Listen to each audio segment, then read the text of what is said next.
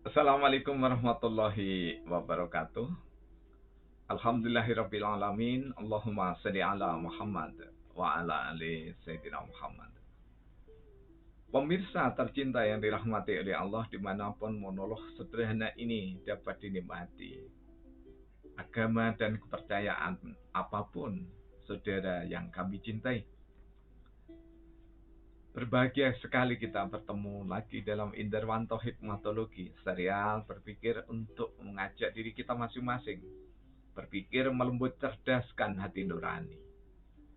Salah satunya, hamba-hamba yang beriman setiap datang bulan Ramadan maka mengkaji ulang dari masing-masing surah adalah keniscayaan yang sangat membahagiakan. Kali ini kita ambil nama Ramadan sesuai dengan urutan surah, yakni Syahrul An'am. Pada syair yang ke-3749. Ramadan Syahrul An'am. Diciptakan terlebih dahulu sebelum manusia berakam hewan. Hewan dapat dijinakkan dan dapat dipakai kendaraan. Hewan ada yang disediakan untuk keseharian, dimakan. Hewan juga dicipta semata-mata haram untuk dimakan. Hewan yang diharamkan masih mempunyai nilai kemanfaatan. Manusia yang sangat buruk perilakunya terhormatkan hewan. Ramadan pembelajaran insan mendalami hikmah aneka hewan. Nah, pemirsa yang dirahmati oleh Allah, Ramadan Syahrul An'am, bulan binatang, bulan hewan. Yang dimaksudkan, hewan diciptakan terlebih dahulu sebelum manusia.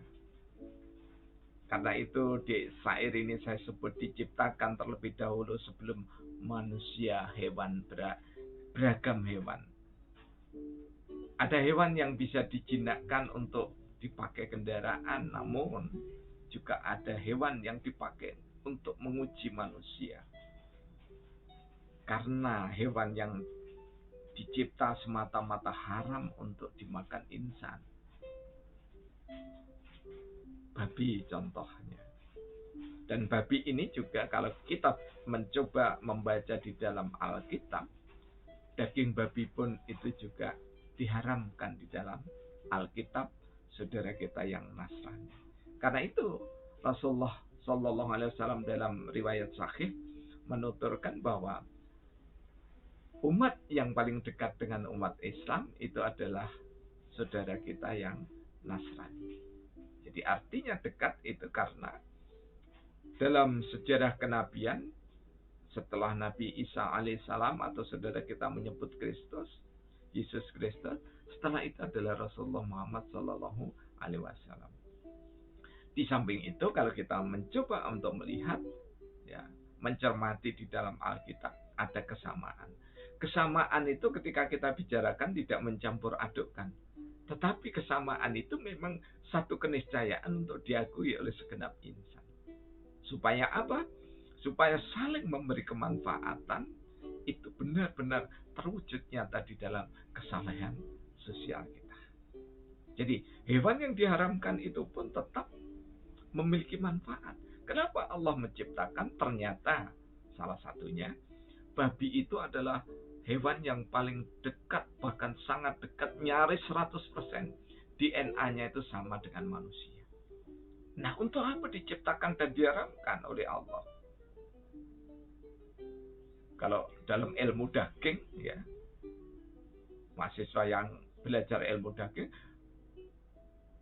hewan babi dan sejenisnya itu adalah hewan yang paling lunak tekstur dagingnya. Dan yang paling enak. Karena apa? Karena kulitnya pun dimakan langsung enak. Artinya tidak harus dikuliti. Ya. Namun Allah mengharamkan karena kalau kita makan daging babi itu, seberapapun kita olah, maka bibit penyakit antara lain berupa cacing pita itu tidak bisa untuk dimatikan. Jika dipanaskan sampai mati, dagingnya akan rusak. Nah, sedangkan orang-orang yang beriman, itu apapun yang kita konsumsi, yang kita makan itu, yang kita minum, harus niscaya yang bermanfaat untuk kesehatan jiwa raga kita.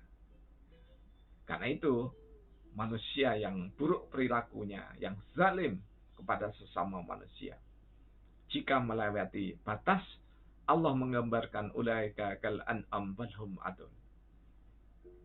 Jadi lebih hina daripada binatang ternak dibanding manusia yang paling zalim itu. Nah, di bulan suci Ramadan ini, kita jangan sampai terkena talbis iblis, terkena jebakan iblis. Yuwaswisu fi sudurinas. Jadi jebakan itu bisa berasal dari jin, kemudian yang kesetanan menjadi iblis, dan bisa jadi manusia itu sendiri yang kesetanan, maka rendah derajatnya, lebih rendah daripada hewan ternak itu sendiri. Karena itu, Ramadan pembelajaran insan mendalami hikmah aneka hewan. Kita cintai seluruh hewan, karena betapapun kita tidak suka, hewan itu diciptakan oleh Allah Maha Rahman. Jika Allah mencipta, maka mencintainya adalah niscaya. Kita cintai yang kita pelihara, dan kita cintai yang tersebar di alam semesta.